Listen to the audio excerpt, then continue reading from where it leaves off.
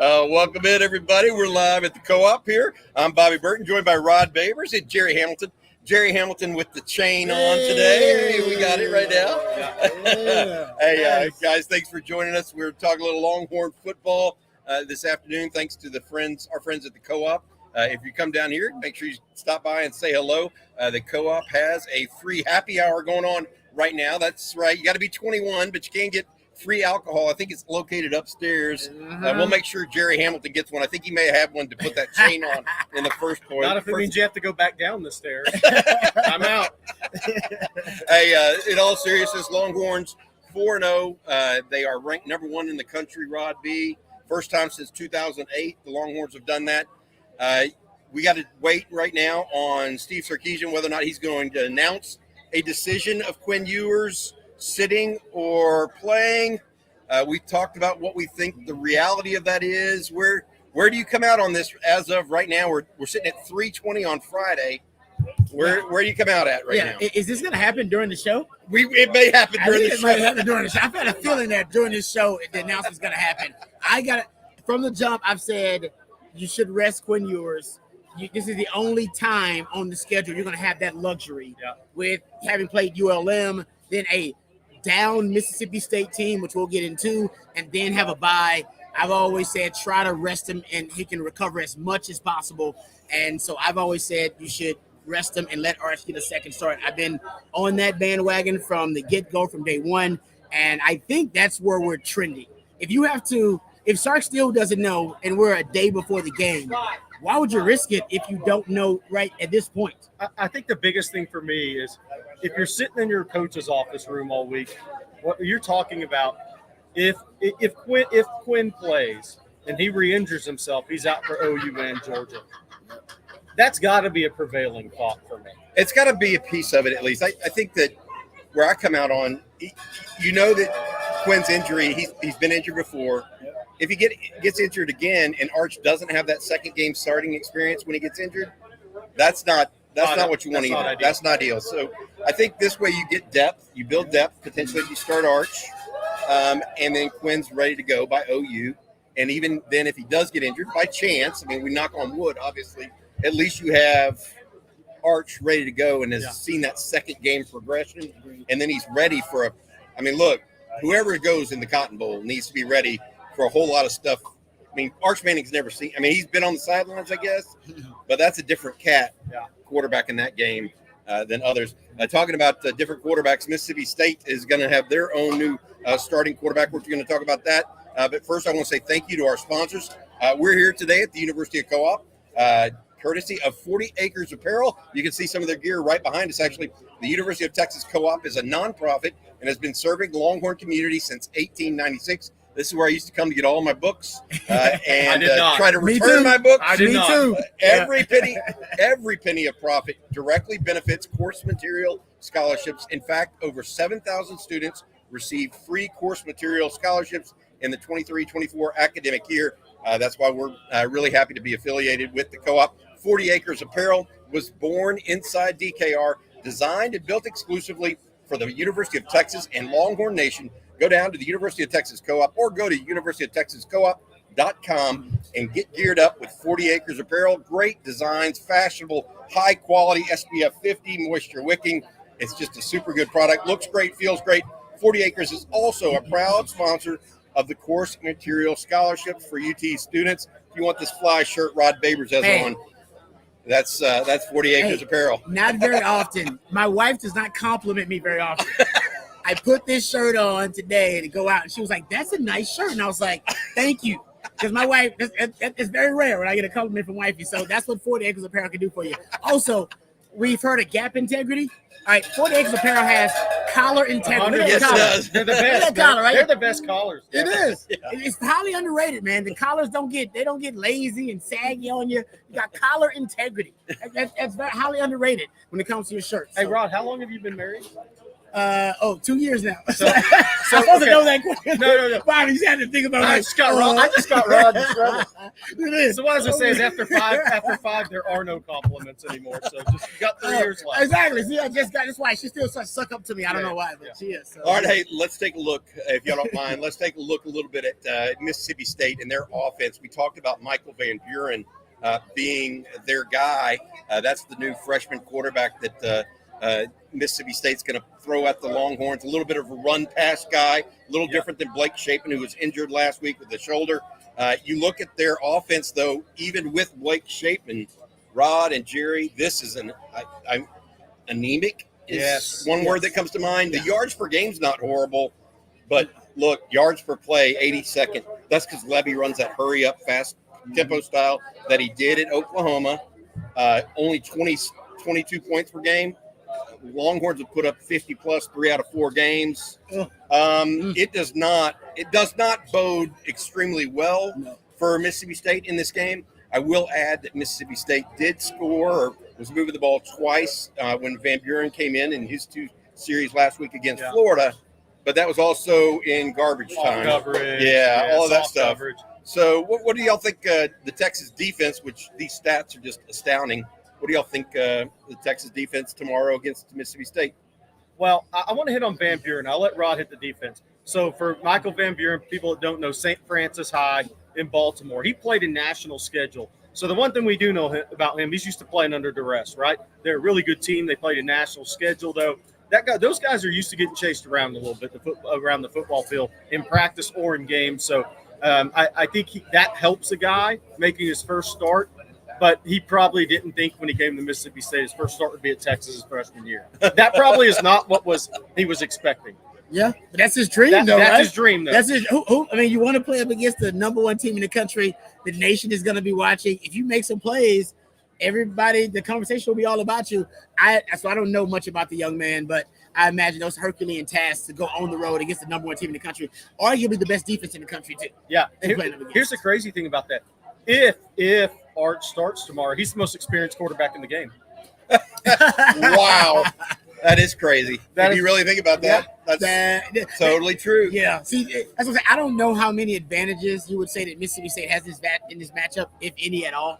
But that hurry-up offense is interesting because I know you can go up-tempo without necessarily, snapping the ball with a lot of time left on the play clock. And I wonder what their strategy is going to be because they cannot afford to give Texas the football 2 million times in this game. You could be talking about Texas scoring 60-something points in this game if they end up with 3 and outs and they can't get explosive plays. Texas only allows 7 20-plus yard plays all this season. Like, that's it.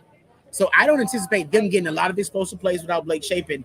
And then if that's the case, then they have to find a way to march down the field and convert third downs against this Texas defense, which is also a top 5 third down defense. So I'm trying to figure out how Mississippi State's going to move the football. And going to try to run it for sure. Run, play action pass. I was going to ask you, and shoot. Bobby, I was going to ask you because you watched more of the Florida-Mississippi State game last week. This is also going to be a telltale sign for Florida coming up. Mississippi State had rushed the ball for 27 yards against Arizona State and 66 in a loss at home to Toledo, blowout loss. They got 240 last week. You watched that game. Did Mississippi State really improve, or is Florida really bad? Because that will also tell you in November 9th about the Florida Gators. If Mississippi State had success running against them against Texas, they can't. That'll tell you about Florida's defense as well. It is a good proxy for that. To your point, right? It's an idea that hey, if everybody can run against Florida, that if Mississippi State can run against Florida, then Texas should be able to. But I'll tell you this much, that is a new offense they're running, right? I mean, Mississippi State's never run that offense before. Their offensive linemen are just getting into that kind of offense. And that is an offense that takes a little while to get going. I saw some real improvement in the second half and even in the second quarter of that Mississippi State game on their offense. Is it enough to matter for this game against Texas?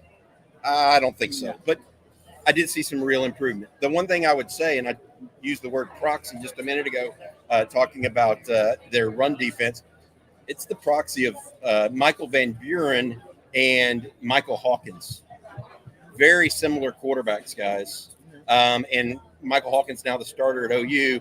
Obviously, I'm not trying to look ahead, and this is jinxing people right now, but Texas' next game is up in Dallas at the Cotton Bowl, and I think it's fortuitous for Texas to be playing Michael Van Buren this week, and then they're ostensibly going to have Michael Hawkins in 2 weeks. I like that point. Very similar style of quarterback. Yeah.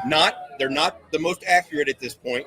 They're slippery, heady, lead their teams pretty well. More of a playmaker than a passer. More of a playmaker than a passer. Yeah, that's a good way. So he's going to try to get out and move him around a little bit. And it's interesting with an inexperienced quarterback. Usually, the game plan for defensive coordinators is let's throw a lot at Bum him. rush him. Right? Yeah, exactly. Let's blitz him. Let's throw different looks at. Let's disguise it. Let's do as much as we can. Throw a lot of exotic looks at them. Force them to have to process a ton, which for a young, inexperienced quarterback will slow them down and make them slow. So I don't know what Johnny Nansen and PK have planned for this game, but something tells me you might see them with some really exotic, aggressive looks early in the game to see if this young quarterback can process it. Because why would you kind of play it safe and be conservative when you're going up against a very inexperienced quarterback and you have the talent? And to see if their offensive line can handle it. Because they've struggled this year in pass pro. Yeah, they've allowed 13 sacks so far this season.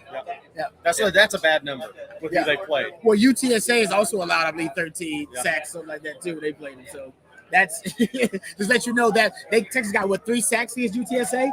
They should get around that average of that. Hey, by the way, is Texas getting home enough right now? I mean, no. I don't think so either. No.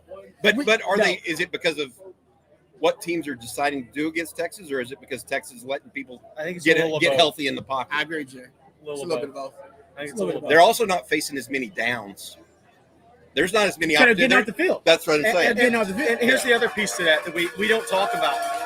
Hey, wait, I want to say this. Every time anybody hears cowbells in the background, that means that there was a money donated. It means there was a turnover and somebody got a chain. That was not the Mississippi State fan in the background. No, it was not the Mississippi State cowbell. It was the University Co-op. Every time someone donates to the scholarship fund, the University of Texas Co-op does that little cowbell, give people a little notice. Go ahead, Jerry. I'm sorry to interrupt. Well, no, the next time you hear that, it's Mississippi State adding another person to their injury report on the SEC is what that may be. But no, I kind of forgot what I was going to say.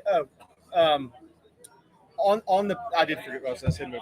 Yeah. he took a jab at Mississippi State. He was too busy taking a shot at Mississippi State and even got his take. I bet it'll come back to him. Let's go. I've not been upstairs yet, I promise. Okay. Hey, I'm going right after this. Here we are. We're at the University Co-op. It is happy hour. Please come out and join us. We've had a couple people come up to say hello. Blake and his wife Katie came in from the state of Tennessee. Saw them earlier. Nice. They've been here. A couple other folks come up and stuff. Hey, let's look at the Texas offense here on the screen, guys, versus the Mississippi State defense. Just look at the very first line here. Texas averaging 47.5 points a game. Number 7 in the country. Mississippi State giving up 38.7 points per game. Number 113. Yeah. That's the opposite ends of spectrums, and that heavily favors our Longhorns. That includes giving up 41 at home to Toledo. 41 at home to Toledo. Who's a good G5. Yeah. But it's not Boise. Here's the other question. Florida quarterbacks had 2 incompletions last week. 2. And they played 2 different quarterbacks. They did. They played both of them. Yeah. Mertz and Ladder. Now, they didn't exactly go deep. Right. There weren't a lot of even intermediate passes because they didn't have to because they could run all over. It looked like a 7-on-7 game. Yeah, it did. It looked a little bit like 7-on-7. Long story short, the other ones match up about similarly. Yards per game, 8th in the country. Texas at over 500 yards a game. Mississippi State giving up 457. And again, it's not like they played,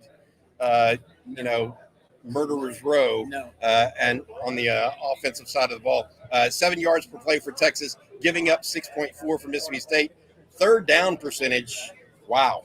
Yeah. If you're giving up 50% of third downs, you're not doing very well. Going 2 and 10. That's what you're going 2 and 10. That's a good way to put it.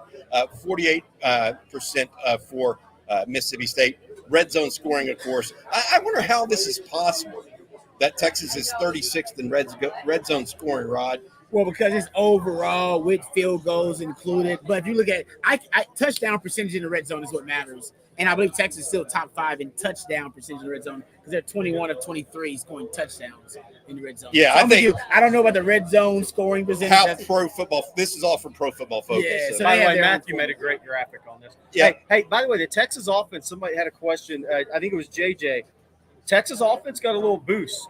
Trey Wisener upgraded to probable Yes, big. from questionable. That's That's big big. for the running back room Saturday, which means he will probably they'll probably try to get him a little action Saturday. Oh, maybe we can see some pony package. We Yeah, haven't seen any pony package at all. excited. That'd Yeah. be nice if we can get a little. that'll pony be package. that'll be pretty cool. really, really good. I think that look, the Longhorn offense has been, no matter who's the quarterback, has been fit to be tied. I mean, they are out after it right now. Speed everywhere. Jaden Blue had a great game last week. It all comes down to who the quarterback's going to be a little bit tomorrow. Well, let's put out, because people have been asking. We believe it's going to be Arch, but we're going to wait for Sark to Yeah, announce it. we can't say that for sure. Right. Sark needs to announce it, but but that's what we think it's going That's to be. how we're feeling right now, Yeah. based on what we know. But Yeah. we can't say that Right. 100%. And by the way, somebody asked, when would he announce it? It could be announced at any time. We don't know. But the last SEC injury report, 7 o'clock tonight. 7 tonight. 7 tonight, and he could still be questioned. He could be, because you Um, never and- know what gets. One of the things I thought was really interesting that Sark mentioned yesterday. I don't know if y'all caught this, but Sark was talking about, let's see if who starts, Arch or Quinn. Quinn's been improving daily, which is great, right? And that's kind of what you expect from this injury. But he said, and by the way, Trey Owens had his best day of practice He did his say entire that. I caught career in that. Texas. I caught I was that like, too. I was like, huh. Yeah. I think Sark, that was That's a may have great point. been I didn't even think a way about of it. loading it up a little bit. He's gonna be the backup basically for this game. Yes. Because he was awesome. So don't freak out. That's Yeah. exactly Don't right. freak out if that happens. Don't freak out. That's a great. You're right, Bobby. I caught that. I was like, oh, little shout out for Trey Owens there. That makes sense. Yeah, I think that was part of it. Hey, we're going to take y'all's questions, take some of the comments from the chat, and deal with that today. We also have some other things that we're going to go over. We got a lot going on tomorrow. Make sure you check us out tomorrow. We're going to be at we have the Saturday Conversation sponsored by our friends over at MyBookie. That'll be tomorrow morning. Myself, Rod Babers, as well as CJ Vogel. Then the tailgate. Jerry Hamilton and I get started around 10:30. Watch with us with Aaron Hogan. And then the post-game live, brought to you by our friends over at Flight by Yingling. All of that tomorrow on your game day coverage on Texas football. Guys, we talk about this and what's going on behind the scenes. We always love talking about things that are other people in the media maybe say that are interesting. Aloha Traveler with the question.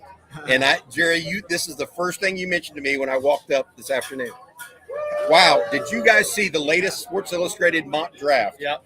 5 horns in the first round. That's crazy. 5. Now, the 3 We know. we know, right? Bond, Banks, and Quinn. Yep. Those are the 3 that were in the preseason. They've added 2 more, Jerry. One's not a surprise to me. Right. And You've I'm been not talking saying, about it. And when I'm not saying SI is correct, look, all these mock drafts are hit 50%. Yep. Yeah. You know. Yeah. But Cam Williams is 14. They put him 14 overall. 14. And then Gunnar Helms in 23, 28 in that range. So he'd be the second tight end off the board after Colston Loveland. That's surprising. That's the one. As great a season as Gunnar's having, that's going to come down to testing. He's going to have to test really well. I'm not sure I see that. I've been on board, and I'm not saying Cam Williams will be a first rounder, but I could see somebody drafting Cam for what he's going to be in 27, not what he's going to be in 25. That second contract, basically. Second contract Cam. Second contract Cam is different than the guy you invested in. Here's the issue with Cam too, is you still don't know if he can play left tackle. That I think what they're being invested in. That's they're thinking, they got a top 5 left tackle right now in Kelvin Banks. They may be playing him at right tackle out of where else are we going to get him on the field right now? Yep. And if he can slide over to left tackle, and he's very athletic, and he's huge. Cam Williams is just huge. Played high school basketball. And Cam Williams played high school basketball at 400 pounds. I mean, That's amazing. that's not normal. Footwork. And Yeah, by the way, that kind of footwork, by the way, yeah. if you're on Duncanville's JV, that's like being a starter anywhere else in America in high school basketball, Yeah. except IMG or Montverde. And the beauty of drafting just a freak athlete like that at offensive line is that if he doesn't project to be a left tackle, which is the ultimate value, right? Offensive lineman, then you put him at right tackle. If he doesn't work out at right tackle, then you put him at guard. He's like, all right, just play guard because that's a little bit easier of a transition. So you almost have three different options. It's like when the Cowboys drafted Cooper Beebe to be their starting center, and he's killing it, by the way. Never played center in college, but now he's a starting center in the NFL and one of the best as a rookie.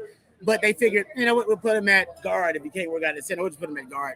And that will be our, contingency plan. Almost like a fail-safe. Yes, it's like we won't lose value. It won't ever be a bust for us, Right? Because we'll just move to guard. If anything, yes, we may have overvalued him as a guard, but still, we won't lose all the value of that pick because we'll still be a contributor at guard for us. Hey, but if he's a left tackle, You won't get a 0. yes, but if he's a left tackle, think about all the value you gain from drafting a left tackle, It's a an franchise upside left tackle pick. that early. Upside pick. And you figure whoever put this story out probably talks to some NFL scouts. It's probably not just purely their opinion.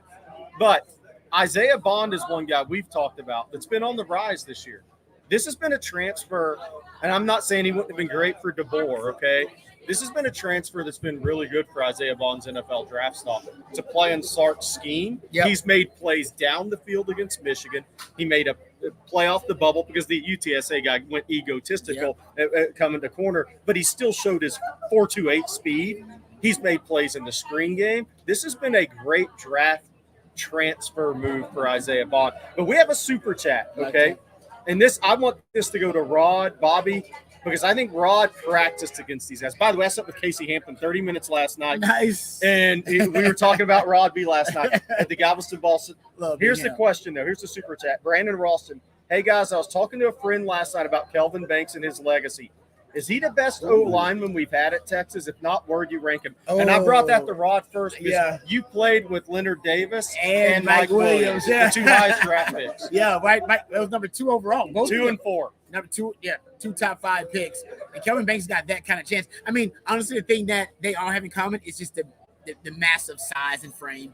Like those things you cannot teach on the offensive line. Yep. And then you have the freakish athleticism to go with that with a guy like Banks, his footwork. Same thing with a guy like Big Lynn, his size. He wasn't supposed to be able to move like that for a guy's size. Right. Big Mike Williams, you would see him pulling on plays, making blocks down the field. So I think it's the freakish combination that's going to make him, and the consistency, by the way. It's the thing. Kelvin Banks, he's been as good as any tackle in the country since he was a freshman. And that is rare. And we haven't seen a regression. We just seen him be consistently that good the entire time. And look, I think we can say this now since he played last week, Bobby. But Kelvin Banks is tough. He was sore after the stinger. Yeah, he had in a UTSA. stinger. He didn't practice much before the UL Monroe game. Yeah, we did not mention that. Yeah, I didn't We realize didn't mention that on purpose. He didn't practice much at all. So he's a tough kid, too. Yeah. And I talked to his dad before the game. And his dad was like, he's just putting the pad on. He's going to go. Hey, NFL scouts like to see that. Sometimes you don't get to practice all week. You don't get to practice Tuesday. Like, I got to go, though. You got to go. You can go. So I remember Mike Williams, obviously. I remember Leonard Davis. Leonard Davis spent his first year in Austin on the defensive side of the ball. He didn't move to offense until his second year. I didn't realize that. Mike Williams didn't start immediately.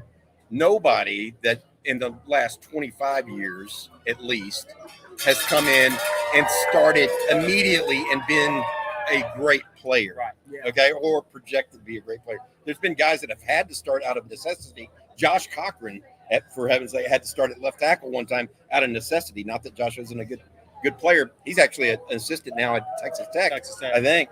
But my point being, is it of the last 20 years? I think you would be going up against Jonathan Scott, Tony Hills, Casey Stutter, Justin Blaylock, I think, was really good. Yeah.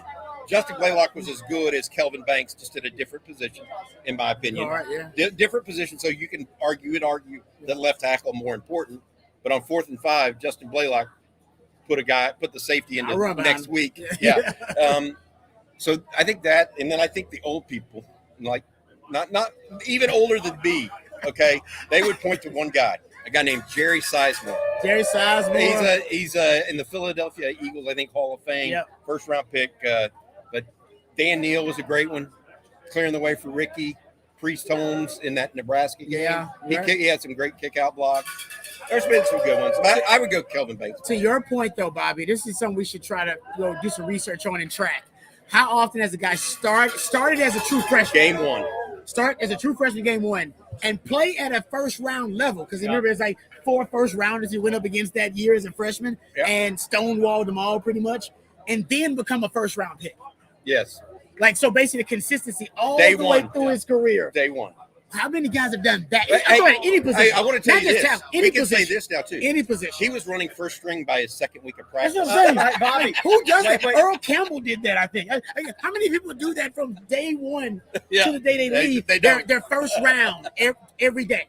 Yeah. Like consistently. That's a great A point. week and a half into practice, when Kelvin Banks got there, Bobby sent a text to a group and said, Sark said, we got one.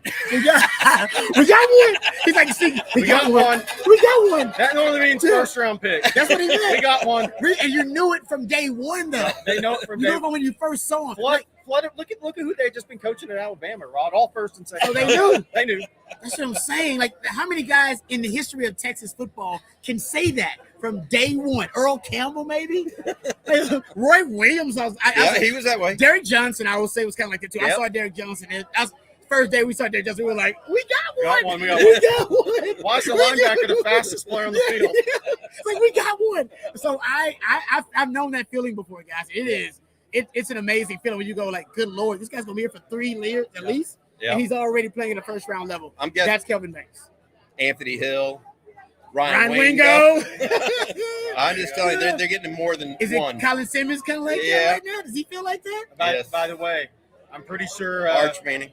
Arch, Bull Reed, as Mackovic's staff, they probably felt that way with Casey Hampton. Yes. Because he won a game. He won the Yeah. starting job 2 games in. That's you're right. Back then you had to earn it. Hey, Rod. Back then you had to earn it. Rod, Casey said he's going to come on a show with us soon. Dude, I didn't.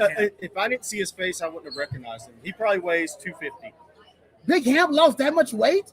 Yeah. She's talking about 100-some pounds? Yeah. Whoa. Good for him. Yeah. Good for Seriously, him. good for Looked him. really good. You talking Long-term about health. Dan Neal. Dan Neal walking. I think it's 210. Looks like one of these. Yeah, he looks like one of these just regular jabronis walking around here. You see Dan Neal there, you wouldn't even recognize him. Yep, But no doubt. Yeah, so some of those guys, they were athletes who decided to put on masks And had to be to. an O-lineman. Yeah, had You know what I mean? But they were just athletes. Yeah. Yep, good stuff. Hey, we want to say thank you to one of our key sponsors this week. It's Flat Creek Estate.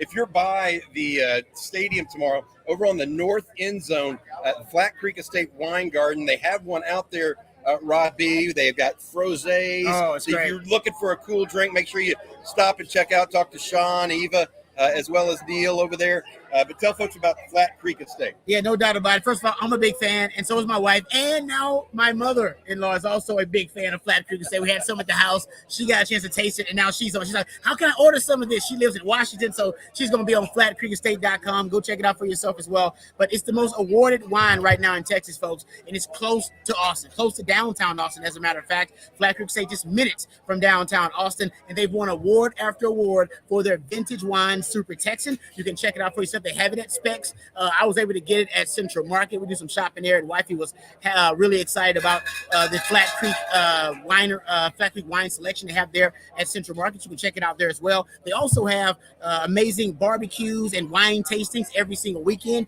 at their actual venue. You can go check that out. Perfect for a date or a weekend getaway with your significant other. That's flatcreekestate.com or Flat Creek Estate Winery. Go check it out for yourself. We appreciate all of their support. Good stuff. Those guys, they're good people too, by the way. They are good people, You man. and I And went out they got there good wine. I'm Yep. telling you, like I said, Hey. my mother-in-law now is a big fan of Flat Creek wine. She loves it. Rod, that's a good way to keep the compliments coming. Yeah, Keep them tipsy. 2 years in. Keep the wine years cabinet in. stocked with Come Flat on Creek now. wine. 2 years. That's true. Hey, did your baby just have a birthday? Yes, baby girl. Yeah, actually on the 25th. So yeah, She's turned 16 one. and 2 as a starting daughter. Yes. She's 16. Hey, 16 that's true. and 2 is a She's a starting good dog. omen, man. She's a good omen. Texas football hit its peak again right when she was born. And her name is Beautiful thing. Grace, correct? That's her middle name. Yeah. That is her middle name, Grace. Damn right. All right, Yeah. hey, here we go. Just to update everybody, since we're about 30 minutes into this, that didn't catch us on the top side of this, but there is no news on the quarterback at this time. We're waiting to see if Sark says anything. or if he releases news at the 7 o'clock final injury report before the game tomorrow. We are hearing that it's either Arch or Quinn. We, as a group panel, think it's likely to be Arch, but we're not going out there and saying it's Arch. No. We're going to let the head football coach of the University of Texas make that decision. We will be here when that news breaks. Also, other news and notes, Mississippi State is without its starting quarterback. We talked about that quite a bit already. Michael Van Buren, new starter, a freshman, will be making his first start. As Jerry appropriately noted, that means if Arch Manning is the starter, Texas actually has the more experienced quarterback tomorrow somehow, which is kind of crazy. 5 weeks ago. Crazy. All right, got some other questions we're going to get to here at the co-op. Make sure you stop by and join us. They have a nice setup upstairs that includes free alcohol. I'm just going to put that out there for their happy hour. This one from Hua Hin Golfer. Hook'em OTF just checked into my Austin hotel, flew in from Thailand for our first SEC game. Wow. Looking forward to meeting y'all at the tailgate. Please Nice. stop by and say hello. We will see you tomorrow for sure. This one from Colin Davis. Do y'all know if we interviewed a lot of coaches and chose Sark, if we knew that was going to be our guy and went and got him, he turned us around. He certainly did turn us around. So let's go back. I was covering that coaching search, I think is a fair way to put it. There is no doubt that Texas did talk to other people's agents and may have had one or two other conversations with individuals. But Kevin Altife focused in on Steve Sarkeesian pretty early in the process. Yeah. And the more they talked to him, the more they liked it. And that's the decision. That's the way that they decided to go. And no looking back now. Good pickup. Good decision from the leadership of the University of Texas. Chris Del Conte obviously played a role in that, as did the president of the university, Jay Hartzell. But at Texas, it's not necessarily just the AD that picks a head football coach. It's a group of people, and it has to be, because it has to be bought off on by a number of different people. And boy, I tell you what, you said your daughter's 16 and 2 as a starter at the University of Texas. Yeah. Well, Texas right now looks like it's really, really good shape with the future of the program. Yeah, I go back to when Sark, he implied this. He never said it, he implied it. Basically, they could have won a couple of more games and maybe even got to a bowl game his first year. But he didn't feel like they would have been able to implement the culture and the foundation as well and in such a stable way if he had cut some corners to win a few extra games. He said he wanted to implement the culture the right way, and that included pretty much basically the exodus of a lot of players who didn't necessarily fit the culture they wanted to implement. And after that, and I've always said Texas should never go 5-7. Right. The program is, the brand is way too powerful. You always be able to have enough talent to avoid a 5-7. You should always be able to make a bowl game at least. But seeing what Sark has been able to do and turn around the program this quickly, and the culture of it to be one of the main staples of why this program has turned it around so quickly, I'll give Sark a lot of credit, man. He bet on himself and he bet on his vision, and it paid off. We're number one team in the country right now. I did not see that coming after 5-7. Are you kidding me? I certainly didn't after Kansas scored 57 in Austin. That's still like, whoa. Yeah. But I knew, Bobby, we talked about this. I knew recruiting was on the right track when they didn't go to a bunch of B-list guys in the first spot. Oh, it's huge. And now you needed Mario Cristobal to take the Miami job, but you needed something to happen to the coaching carousel. But the point is, Texas was not going to go down to B-list players at the high school level. They just weren't going to do it because the thought was, just came from Alabama. We see what it takes to win, and we know what the level of player we have to get at Texas to be that level program. And from a recruiting standpoint, even through those struggles and that 57 points against that Kansas put up in Austin, I know UT boy hates it when I say it. Hello, UT boy. But the recruiting piece, I was really on board with the way they were attacking recruiting. I thought they had a great plan for recruiting and still do this day. Yep. If they hadn't recruited like they do, you go back and think about that offensive line class.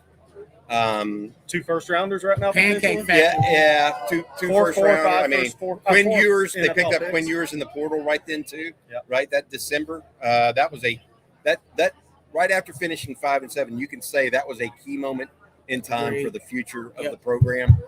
Big stuff there as well. All right, we have a couple other comments here. Someone's asking me here. Wait a minute, where is it going?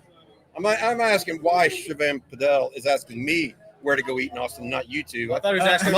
I'm a little bigger, maybe. He was asking about across the Urban. top. He was asking about Urban Meyer too, so he answered both. Oh, hey, What does he want to eat though? That's the question. yeah, What you there's trying just to eat? so much good stuff here. It I is mean, so much good stuff. there's a good Mexican food place around every corner.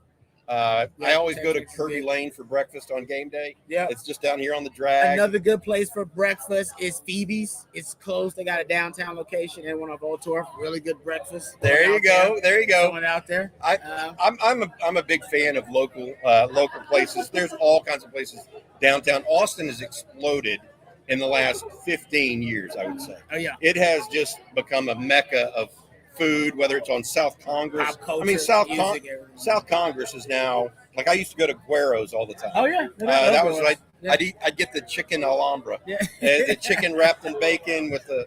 That was a favorite of mine. But look, Shivam, there's a bunch of places you really can't go wrong these days with Austin food. I want to say this about the Urban Meyer because that always gets. Oh, brought about up. Urban Meyer and the Yeah. being a potential Yeah, candidate. he was always going to go to the NFL. That was his goal. Yeah. That was his goal. He used whatever college he could. He didn't have any plans to coach in college then. I'm 100% taking it to the bank who told me that it was going to be the NFL for Urban. And that really worked out well. Congrats. Yeah, exactly. I'll say this. It's a good point because they're two different games, guys, basically at this point. Now, you could argue with NIL, transfer portal, the changing landscape of revenue sharing. We might be coming closer and closer to the NFL model than we ever been before. Availability reports, all that. But don't be surprised if Sark accomplishes his ultimate goal here, that if he goes back to pursue an NFL career, because I think for a lot of coaches, it is their ultimate goal to be able to conquer both levels because they see it as two different levels of football. And some have done it, right? Jim Harbaugh did it. Nick Jimmy Saban Johnson, tried to do Nick it. Saban tried to, but it's hard, man. It ain't easy. It ain't easy to do that. But I will say I think Sark is intrigued by it. I think he has an NFL intrigue as well. The problem that people will have getting him away from Texas is the amount of money they will money. put. He's his own exactly. GM here. 'Cause he Yeah, was- and he's his own GM. He he gets went- to pick the players. Or if he wins the national title at Texas, the boosters and the BMDs, shout out to BMDs, Yes. they won't let him leave. They'll make him offers he cannot refuse. They'll make him the highest paid coach in football at any level. They won't have a horse head in the bed, hopefully, but they will make him an offer he can't Yeah, refuse. exactly. Brad, good to see you, buddy. Let's go. Rod, Jerry, Heavy. Nice to meet Hey, you. brother. we got Thank another you, one Brad. here real quick. Oh, go back with that, Matt, if you don't mind. Means a lot. Zach Harvey, thank you brother. so much, buddy. This is an unbelievable super chat. Thank you so much. Oh! Best on show on YouTube. Jake. Any Wow. news on Quinn? Guys, what do we got? The latest news right now is Quinn practiced all week.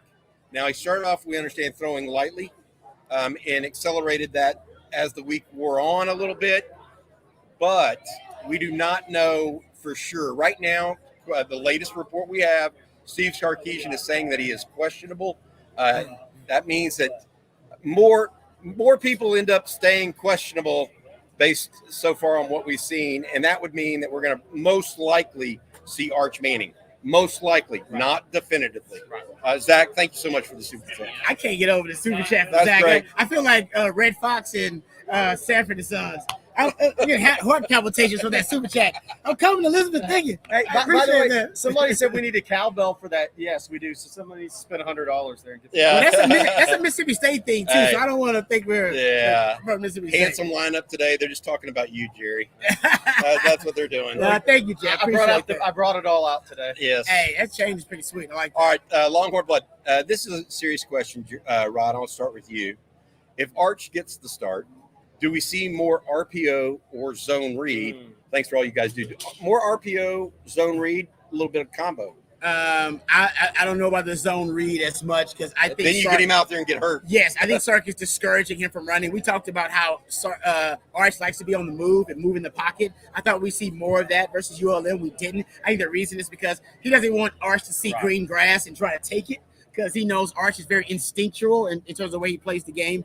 The RPO thing, I think we should see more RPOs. I think Quinn is naturally a better RPO quarterback than Arch is. Arch likes to go downfield, guys. Arch likes the progression and get deeper into the progressions, as a matter of fact, than Quinn. You get time to throw. Quinn's probably at 2.2, 2.1 seconds usually. Arch is around 2.5, 2.6 seconds time to throw. He wants to get to the second and third reading the progression. And I think actually you want to find the balance between him throwing 10 deep shots a game. That'll be the one thing to watch in this matchup too, if he does get to start. Does the deep ball, the frequency of the deep ball continue? CJ Vogel did a great deep dive about the deep ball and found out that Arch is the small sample size of Arch so far. 25% of his passes, actually over 25% of his passes, are 20 yards or more down the field. Yeah. That is more than any other Sark quarterback that we've seen in the last, 5 to 10 years, honestly. So I think, honestly, that's part of Arch's game. So that'll be something to watch. There's something they curtail in this matchup versus Mississippi State, or do we still see Arch trying to chase a lot of those deep balls rather than take the check down? The other part of that is Mississippi State has not rushed the passer well this year. No. And that's going to tempt or Sark stop the and run, Arch. or it will. Yeah, that's true. It could tempt Arch as well as Sark. Yeah, and Sark. Yeah, he said it was game plan specific. You can't get that quarterbacks, but our guys are going to get behind yours eventually. We mentioned it this morning, but for people that didn't catch coffee and football, we need to mention it now. Also last night, the Mississippi State safety, Isaac Smith, who leads their team in tackles, was downgraded from probable to questionable. To doubtful, I think. Questionable to doubtful. Oh, was it really? Yeah. But 51 tackles, he leads that team by 20 tackles. That's got to be – we just put up the stats earlier about how bad their defense has been this year. So that is crazy stuff right now. You can talk to you. Oh, yeah. Hold on one second. Let's go. We got another question here coming up that I think is an interesting one. This one from Smooth and Ronan. Off-topic question. Who is your all-time Horn not named Vince Young, Colt, Earl Campbell, or Ricky? Mine is James Street, leading the team to the 1969 national championship. You have one that y'all really, really like? I sat with one last night. With Casey Hampton? That's good. And I told Casey, I never sat and talked with Casey before. And I talked to him 30 minutes last night during the Galveston Ball Baytown Sterling game. And I said, Casey, I'm not here tooting your horn or anything, but I said, I've measured top high school defensive linemen, every guy I've seen on the interior, versus what I remember seeing from you in high school. Because he played with a motor rod that you rarely see out of a 300-plus pound player. Yeah. And he did it, Bobby, from the first time you saw him in high school when he was 275 as a sophomore. That's true. All the way through until he retired as a Pittsburgh Steeler. I've always had such great respect. And maybe it's because I'm from Friendswood and my dad coached against him. Yeah. But I just saw the guy get 54 tackles for loss as a high school junior, and I've never seen anything like it. I literally measure every defensive lineman against my memory of Casey Hampton because that's how it was supposed to be done. Now, Derek Johnson's there too, and Rod Babers, of course. Got to go with guys we ranked high. Yeah. Derek Johnson would be one. Cedric Benson would be one for me. Yeah, Derek Johnson would be one for me. I'm a Nathan Basher guy. You love Nathan, don't you? I mean, he's got he's tied. Actually, I believe he has the lead if you count the bowl record too back then, but that's a different discussion. He's got the lead for the all-time interceptions record at Texas in a career. And yet, I don't think people give him enough love. So I love me some Nathan Basher, who tied the Noble Doss record. Honestly, I don't know if people are going to hate this, but I love me some Chris Sims, and this is why I say that. First of all, he's one of my closest friends, so I love me some Chris Sims for that.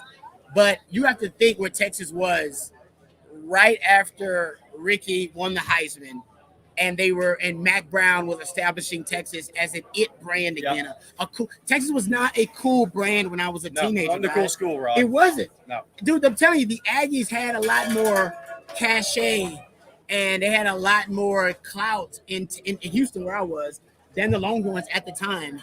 And then Mac came along. First of all, Ricky came along. Ricky made the University of Texas cool again. Mac doubled down on that. And then my boy Sims decided, you know what, as the number one recruit in the country and a celebrity quarterback, which we have one now on campus, he was coming to Texas. And it really shifted everything. And then I found out how much he loved Texas. And now knowing that and knowing he hasn't been back since he left because of the way that he has been received by Longhorn fans, he's one of my favorites because he still shows love for the Texas brand no matter what. I want to say this. And it has not been reciprocated. I want to say this. His recruitment is I think to the Texas fan base is the most underrated recruitment in my years doing this. I compare it. I'm not comparing the player, but it was similar to Peyton Manning when Peyton went to Tennessee. Peyton didn't win the national championship. They won it the year after he graduated, okay? But all those guys you saw playing on that Tennessee team that won the title, Peyton had a big hand in. And Chris Sims had a big hand in.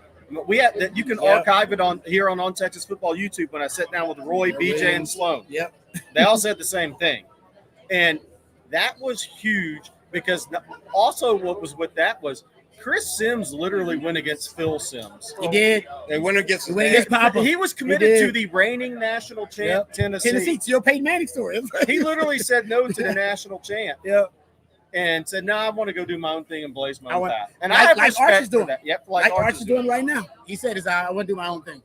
That was big. Can I say mine? Good point, Jerry. Mine's going to be one that I think helped turn the tide actually against A&M before Ricky fully did it, and that is James Brown. That's a big one. Hey, that's a good one. He came in, and you talk about a guy that wasn't supposed to be it. Yeah. Shea Morenz was on campus, and Shea was a really good quarterback. Had some injury issues off and on, was also a good baseball player. Yeah. James Brown came in, first start against OU, beat him. He went 2 out of 3 against A&M, including 2 consecutive conference championships when A&M was rolling, actually. Yeah. So was actually – Mac kind of put the nail in RC's coffin. Makovic put some dents in it. You know what I mean? And James Brown was the guy that did that at a time when, frankly, Texas didn't look. Yeah. And I favorite of all time is hard. I love Jamal Charles and just the way he runs the football. Yeah. I mean, he was maybe my favorite runner. I loved Eric Metcalf when I was in school as well. So there's quite a few. It's correct. That was funny last night. Jonah Williams played at Star Wars Stadium in Baytown, and Dick Olin, the old Baytown. Oh, I know that. Dick Olin, the old Baytown Lee head coach, was there, who had Jermaine Alfred, L. Roberson, Clint Sterner, and then his stepson Drew Tate. And we were talking about Jamal Charles playing at that stadium. I hadn't been to Star Wars Stadium in a long time because Baytown Lee and Sterling just hadn't had the players. But I remember Jamal. I think he went for 280 or 290. And I want to give somebody credit here that I think needs some credit with Kelvin Banks, other than the people who, his parents. Lifetime Longhorn Kenny Harrison's the head coach at Summer Creek. Ooh. Oh, yeah. And with Bobby, we always used to talk about how advanced Kelvin Banks was as a left tackle in pass pro coming out of high school. And I want to give Kenny Harrison a lot of props for that because Kenny ran a college-level offense in high school, and I really think Kenny Harrison helped prepare Kelvin Banks. Good stuff. All right, we got some more Super Chats coming. We're here live at the Co-op. It's a happy hour here at the Co-op. Come get a free little drink, a little nice drink, hang out with us for a little bit. We got about 15 more minutes here at the Co-op, talk a little Texas football. We want to say thank you to our sponsors. We're here today, courtesy of the University of Texas Co-op and 40 Acres Apparel. The University of Texas Co-op is a nonprofit and has been serving the Longhorn community since 1896.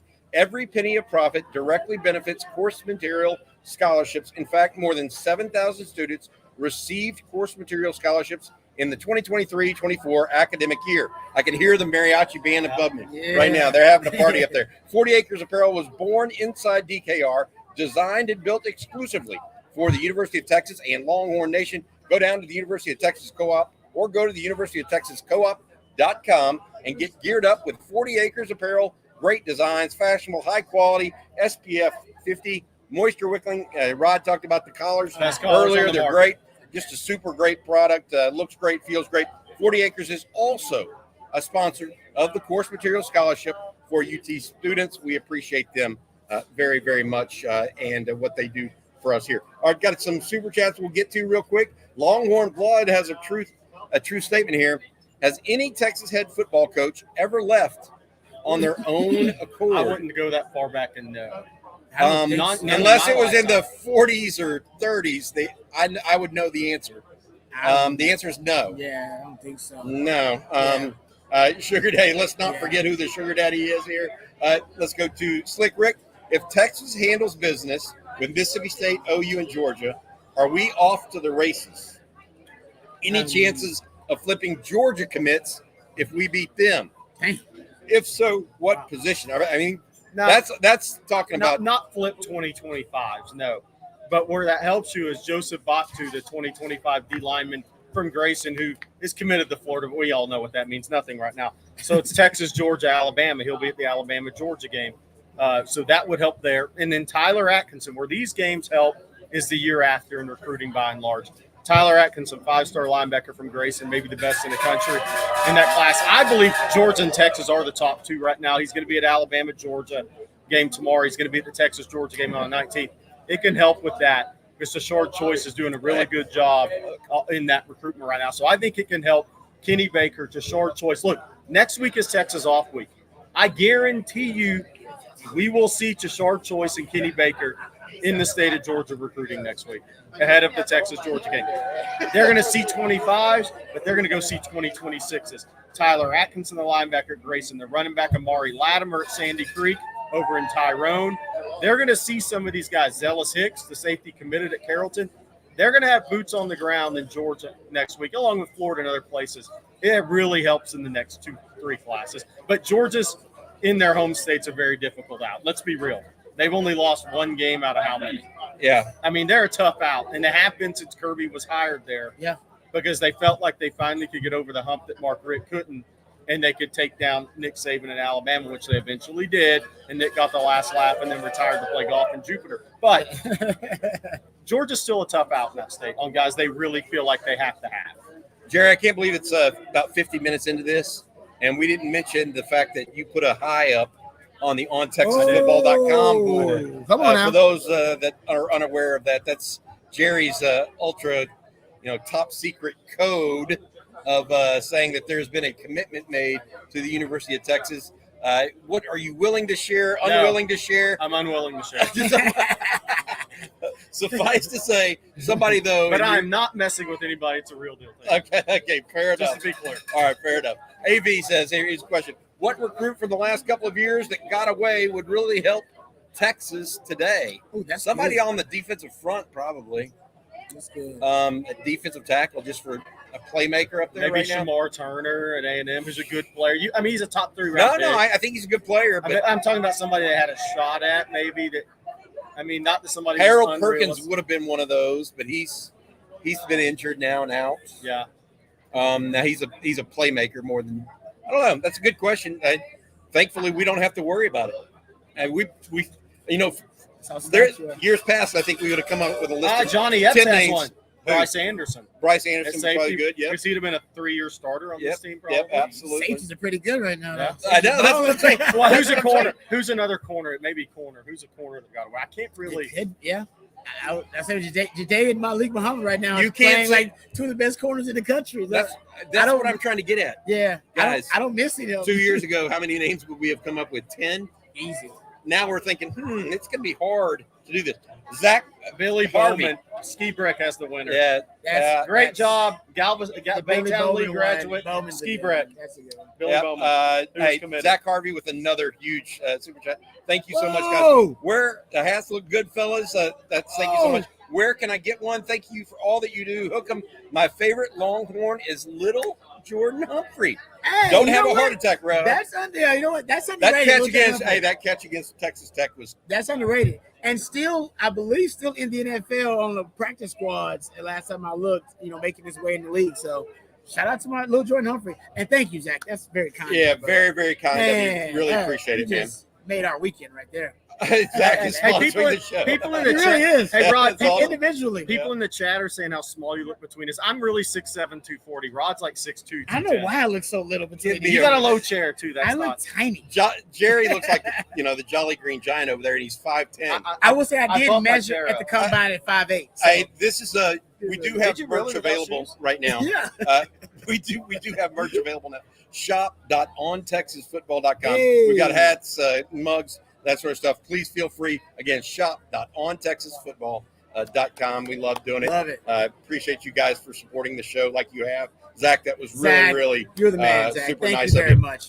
Guys, here's one for you. If Texas hypothetically ran the table and won the Natty, what would Texas recruiting look like after that?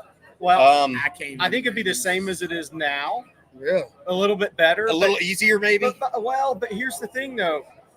Sark's not going to make it easy on himself. No. He wants the hard. He wants Yeah. to go big game hunting. Yeah, Yes. that's And that all that would do is fire up the people who recruit against you even more in NIL. yeah. And That's true. look, if you bring in 56 official visitors and they're national, and 48 of them are national recruitments, you're still only going to win a certain percentage of them. Yeah. You may win one more, which could be the difference if it's a great player. That's all it takes is one more, but I don't think you're going to go win 5 more. I mean, for example, how Because you're much? going against Georgia, Bama, and everybody Well, I was else. going to say, how much better did Georgia's recruiting get after they won a national championship? Same. Yeah, it's relatively the same, but it was elite before that, Right. Yeah. which is what got them That's what to it takes to it's get what, there. it's what got them to the That's what it promised takes land to in the get there. first place. Yeah. Right. This one from Michael, my business. Nice to see you all together. Keep up the great content. Wingo gets 2 TDs. I tomorrow. agree. I love that. I agree with that. He Look, does. there was a article out by Pro Football Focus that named Ryan Wingo the 4th highest graded freshman. No, freshman Total. overall. Wow. Yeah, freshman overall anywhere in the country, and that's ahead of Jeremiah Smith, who's getting all the accolades up in Ohio State right now. Well, PFF also put something out earlier today where he was the Mhm. college wide receivers in Power 4 is the 4th highest graded overall. Yep, right now. I saw that too. That's crazy. And that's Trey Highest Harris. graded, yeah. Trey Harris from Ole Miss, Ty Felton Felton. from Maryland, Dante Thornton, Tennessee, Ryan Wingo, Texas, ahead of Tara McMillan. Yeah. And ahead of the 2 Miami guys. Yeah, they got him as the highest, basically the highest graded true freshman out. Basically, Yeah.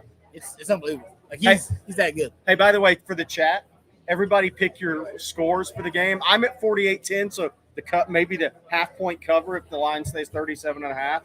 Bobby, what'd you go with? I'm looking back. I think it was 52-10. Does that sound right, Rod? Yeah, it does. Because remember, I had 52. You was like, don't get the same exact score. So I went 49-6 because you went 52. So I'm 49-6. My son Jazz, come here, Jazz. My son, Jazz put in his last year for the Texas-Kansas game at Terry Black's. What are you going with, Jazz? I had the same thing as Bobby, 52-10. Hey! This is a young gambler, so take Oh, notice. easy. This is a Easy. my We don't- bookie guy right here. It's gotta be. Line I had to. For sure. 52-10. Thanks, Guys, Jess. see, there you go. I do want to say this as it relates to this game. One thing we have going on right now, actually, on the site, if y'all are interested in getting a subscription to ontexasfootball.com, we have a pick'em. And if you are the closest to the correct score, Oh, at nice. the end of the day, you actually will get a free subscription to ontexasfootball.com. And if you are already a ontexasfootball.com subscriber, we will add a free month to your subscription. So it's for subscribers and non-subscribers alike. Just come over there and join us. Put your pick in, and we'll get it going. Jeff Carey, let's talk about a different game though here.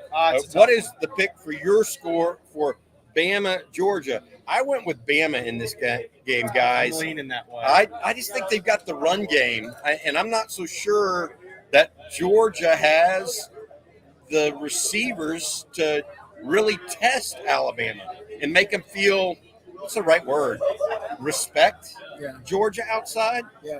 So they can load the box a little bit more than I think that Georgia's going to be able to do against Alabama. I think this is the game we're about to really find out if the off the field issues Georgia's been having are going to start to affect them on the field. Did they just not play well against Kentucky? They overlooked them, even though it's a road game. Kirby said SEC road games are tough. But he coached their butt off the week after that, right, Rod? I think we're about to find out. Is there a little bit of crack in the door there because of the things that have happened off the field? They've just mounted. Guys kicked off Ra Thomas, corner suspended. Are things starting to affect them? I think we're about to find out. The other thing is, I do believe Jalen Walker may be the best pure pass rusher in America, even though the stats don't pan it out because Georgia plays him at inside back or some.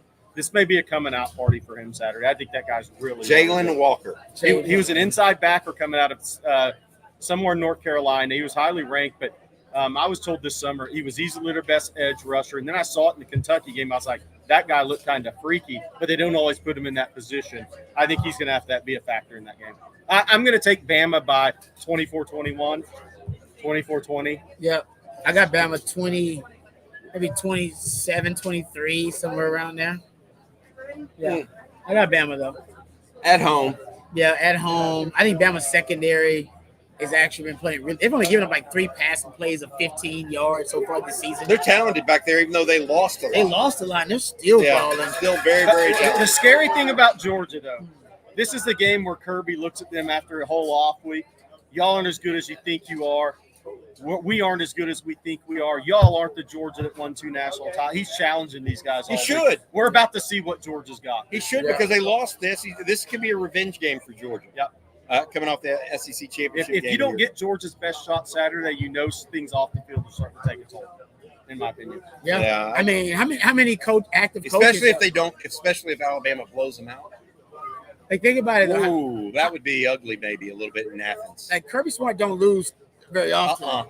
And to join the list of coaches who have beaten Kirby Smart, like, how long is that list of active coaches? Because It they're ain't many. retiring. It ain't many. It's like Tom Herman, and I believe that might be it. No, I'm serious. Like, it ain't many. So Kalen DeBoer's going, and Kalen DeBoer, I think it could be his coming out party because he's underrated. Jerry, He still is underrated, even though he's at Alabama. hey, Jerry, what type of turnover did you force to get the turnover chain? That's 15 trips to Chick-fil-A in a week. Get you one of these to go on. Apparently. Hey, Luis Alanese has got a good one right here. Yes, I totally agree with this. You want Georgia to win Saturday and Texas to handle business the next 2 weeks. Yeah. You want 1-2 in Austin. Oh, on yeah. November 19th. Yeah. So I want Georgia to win the game because, I mean, look, obviously Texas, Ohio State in 06 was a 1-2 game. I think that would have a different feel. That was a minus VY when you didn't know Colt was going to be a legend. Agreed. 1-2 game. A Texas-Georgia 1-2 matchup Yep. would be unbelievable first year in the SEC for Texas. Just unbelievable. I agree. I'm all game. I'm all in. I on want that. Georgia to win I'll- Saturday. Don't get me You know what? wrong. I'm thinking about changing my pick right now because of that. Because I want it so bad. I do want to see 1-2 in Austin. Don't you? I mean, I think, talk about elevating a level here. Heisman Trophy candidates. Yeah, you know, prime time, prime time. You know, Sark versus Kirby Smart. Storylines are offense versus defense Oh, guy, man, yes. Saban disciples. Yes, love it. Yeah. Archmania here. Y'all look good out there in public. Donation on Jerry for his Manscaped batteries. He needs a lot of those, by the way. Just to be honest, from what I'm hearing. And Gooder lens cleaner. Make no mistake. hook 'em. Make no mistake. The handyman and the 5.0 no, and the no. travel bag. No. Always. Is that? I don't even want to know. I don't Always. want to know. A 100-mile trip, 10-day trip. It's all the same. Mike Gordell has a super chat. I don't see that. Oh, that's great. All right, this one from Mike Gordell. Thank you so much, Mike, for the super chat. I don't see a question attached. If you have it, please get that in, if you would and don't mind. Thank you, Mike. Appreciate it very much for you guys. All right, we got a couple more minutes here to kind of close up and get y'all's thoughts on it. Where do you see this game going tomorrow? Is it? I mean, obviously we've all picked blowouts. I mean, 48-10 is a blowout. 52-10 is a blowout. 49-6 is a blowout. But how do you see the progression? Is Texas going to jump on them early? You know, is Texas going to just kind of throttle them early and then let things happen, or is Mississippi State going to give it a game the first half? I mean, what's the thought? My thought is the offensive line was tremendous against Michigan. Yep. It's hard to breathe fire against G5s. You know you're going to whack. I have a feeling Kyle Flood was really on those guys this week because they were a little leaky in pass pro against UL Monroe. I think this is going to be an offensive line game for Texas. Make a statement week 1 in the SEC. Then, Rod, I hadn't been on the show with you to talk about this, but Sark mentioned this is that receivers are the strength of maybe their team, definitely their offense. Yep. Colorado State had Torrey Horton. But let's say Mississippi State has more fast guys. This will be a good test for the secondary tomorrow, which they haven't had to face 3 guys that could really run.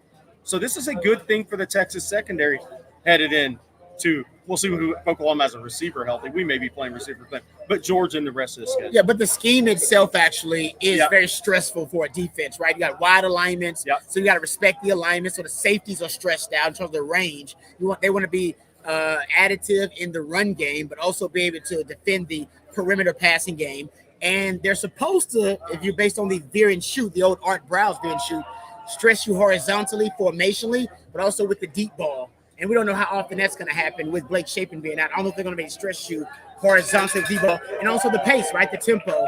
So all of those stress factors, that's what usually leads to a defense at one point cracking under that stress giving up an explosive play or two and giving them favorable field position. So that's what I really want to watch. This defense, guys, we've talked about it, and Jerry, you're right. I don't know if they're going to be tested this year by a prolific offense during the season, but they keep passing the test week by week and playing at an elite level, no matter the competition, week by week.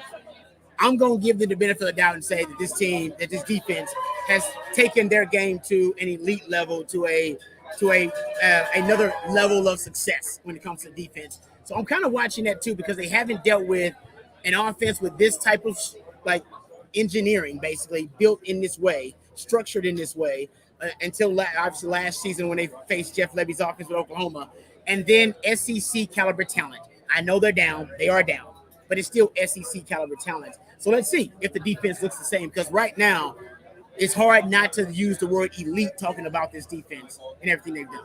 Top 5 everywhere. Every damn word. I want y'all to answer this one. Chris Young, good question. Because what is it? How's Mississippi State going to attack Texas in the passing game? Do they trust their offensive line? Yeah. Because they want to throw it down the field. They do. But do they trust their offensive line enough to? Is that giving up sacks or creating turnovers? Creating more turnovers or sacks? I think that Texas could have 3 of each. I think that would probably be a good number. You talk about a freshman quarterback they're playing. Yeah. Talking about a guy that's clock is going to be hurried up a little bit. Mm-hmm. Not just if they try to run the hurry up offense. I was actually going back to what y'all were talking about a second ago, and I started thinking about Jeff Levy's style of offense, the old Art Briles, veer and shoot. There's only one DB that hasn't seen that style of offense on Texas side, and that's Andrew Makuba, who is a safety. Good point. It hasn't been. Nobody in the ACC runs that. Yeah, and so that's fair.